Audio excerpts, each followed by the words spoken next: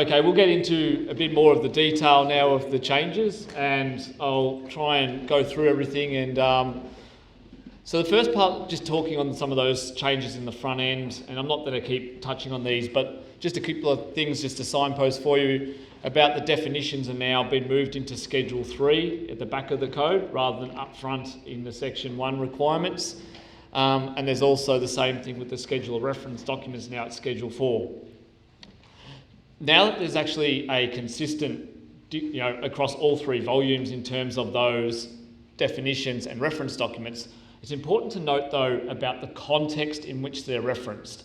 Not all the definitions and not all the reference documents will apply to, just say, for a Class 1 building. Some will only be applicable to a Class 2 to 9 building.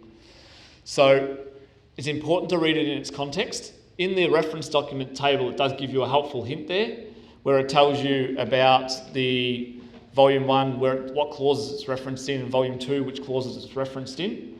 So some of them will say not applicable. So for AS 1428 Part 1, the accessibility provisions, that doesn't apply to Class 1 buildings. Where that's referenced in the code, that will in volume, it will say there in the table, but for Volume 2 it will say not applicable.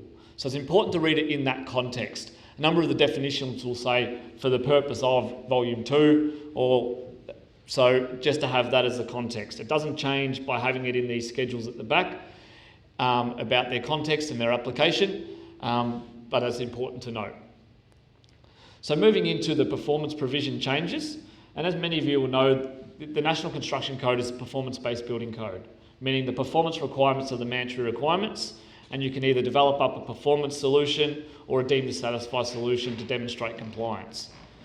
In terms of the performance solution, I mentioned that there's been a lot of work being done to try and quantify those performance requirements, where it uses terms such as to the degree necessary, appropriate to, what does that mean? What is it actually seeking to achieve?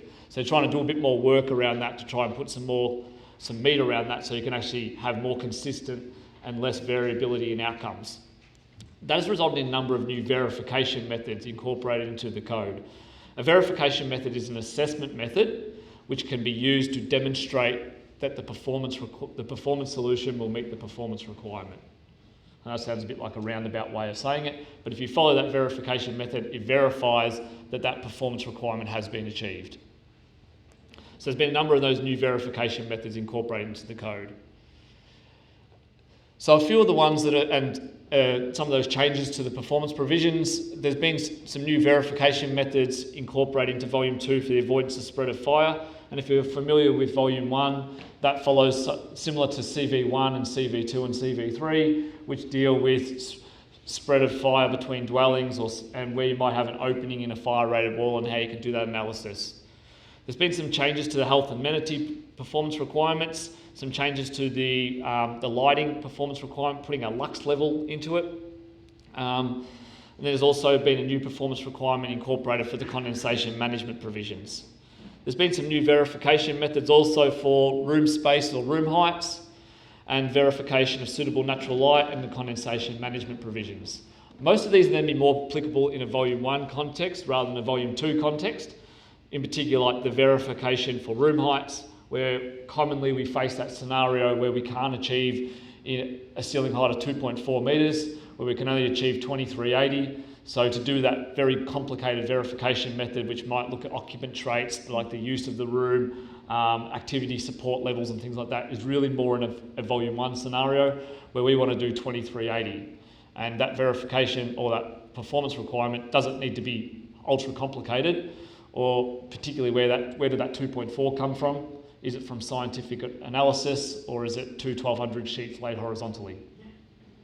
I think I know the answer to that one. I think most of you do too. So that's part of the base. So I won't go into lots of detail of them, but they are there, and if you use them and you follow them, they can verify that performance solution has been met. So there's been some other changes to the energy efficiency provisions, one around the use of the reference building verification method. I will talk about these when we get to the energy efficiency provisions a little bit later on, and a new verification method for building ceiling or the blower door test. There's been some provision. There's also been a new part 2.7 for ancillary provisions and additional construction. Most of these performance requirements were in various parts of Volume 2 previously, and now they're just being consolidated into this new part. If you're familiar with Volume 1 in Section G, this is a similar approach in Section G, has now been incorporated into Volume 2 under Part 2.7. So the new performance requirement for condensation management, and as you'll notice with this new performance requirement, it talks about managing condensation and minimising its impact on occupants. Noting those terms, managing and minimising the impact, it acknowledges that condensation is as much about how the building's built to how the building is used. And you can't completely put solutions into the code that will completely eradicate condensation from appearing in that building. Saying eradicate, I sound like a bit like Donald Trump, don't I? But so it acknowledges that it's about minimising its impact, right, and managing it. A new verification method's also been incorporated into the code. This verification method is really about undertaking a risk assessment of the building and doing it on a case-by-case analysis, rather than providing generic, prescriptive, deemed to satisfy solution. Again, there is some different software tools and experts who can do these types of risk assessments, but most of you, I think, will probably generally use the deemed to satisfy provisions rather than following these complex method. But there is scenarios where you might want to use this type of risk assessment method, particularly where you might be doing an extension or renovation where the building has had condensation issues in the past, or you're doing a building that's going to be, side of the systems that's going to be used is going to create some difficulties in managing condensation. So moving into the Section 3 provisions of the code, which is really where we're going to spend most of our time this morning. And this Section 3 in Volume 2 is where the deemed to satisfy provisions live. And part of this, I just want to give a little bit of context to work that's been undertaken in improving the Section 3 provisions, and in particular a project that's been really to the core of HA for a long time about getting content into the code itself rather than just purely reliance on reference standards.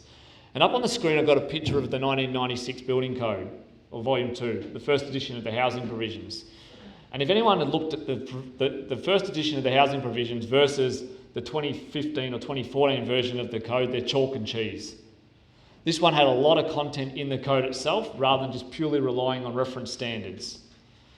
Over time, as the code evolved and new standards were developed, content was getting pulled out of the code. And HA and a few other industry groups approached the ABCB and said, enough's enough on this. We want the content in the code. We don't want to just rely on reference standards.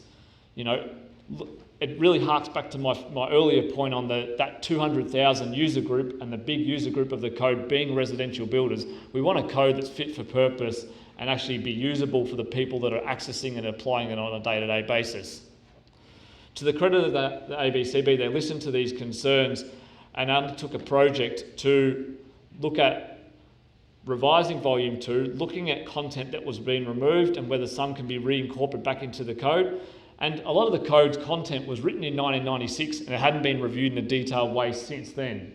Some of the provisions were very old hat and didn't reflect contemporary construction practices, contemporary materials being used, and it needed an update. So a project's been undertaken, a number of changes were incorporated into the 2016 code, and a substantial amount of content has been incorporated into the 2019 code, which is really, really promising. It's not all done yet. More work is needed.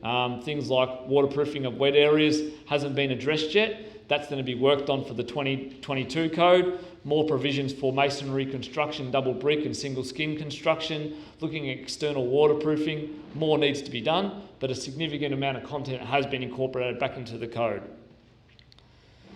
So in terms of that one, sorry, I was a bit loud. I mentioned before about the code being a performance-based code, and I just wanted to touch on this one a little bit more, where under Volume 2, it's got also under the deemed to satisfy, there's two different compliance paths. You can then follow the Acceptable Construction Manual, or that's the reference to Australian standard, or you follow the Acceptable Construction Practice provisions, which are the prescriptive provisions written into the code. Sometimes you'll hear this called the ACP review project.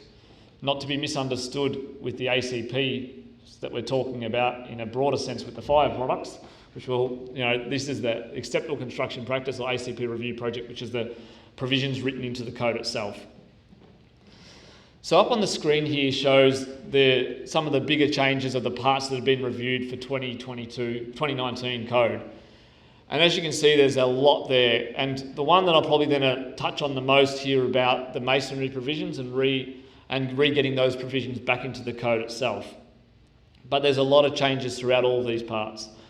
I'm going to try and touch on the major changes today, but I'm not going to be able to touch on everything. You'll probably go back and think, oh, why didn't they touch on this change or that change? And as many of us will know, it's that innocuous change that no one thought would be a big change is the one that actually affects you more than anything on a site. And then try and capture most of them today as what we think have to try and circumvent them, but there will always be that other one that you didn't think was a real significant change, but actually affects you, but it doesn't hit you till it hits you, does it? And things like taping of joints for sarking.